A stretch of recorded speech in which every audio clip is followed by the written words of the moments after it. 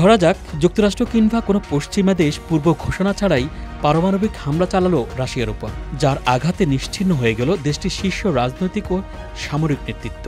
তাহলে পরিস্থিতি কেমন হবে? রাশিয়া কি এই হামলার প্রতিশোধ দিতে পারবে? আপনি যদি তেমনটা ভেবে থাকেন তাহলে ভুল করছেন, কারণ রাশিয়া আগেই প্রস্তুত করে রেখেছে এমন এক ভয়ঙ্কর প্রতিশোধ ব্যবস্থা যা শীর্ষ নেতৃত্ব ধ্বংস হয়ে গেলেও নিজে থেকেই চালিয়ে দেবে পারমাণবিক পাল্টা হামলা। এই স্বয়ংক্রিয় ব্যবস্থা ডেড হ্যান্ড নামে পরিচিত। এটি রাশিয়ার অত্যন্ত গোপন এবং ভয়ঙ্কর পারমাণবিক অস্ত্র নিয়ন্ত্রণ ব্যবস্থা, যার একমাত্র উদ্দেশ্য দেশ ধ্বংস হয়ে গেলেও প্রতিশোধ নিশ্চিত করা।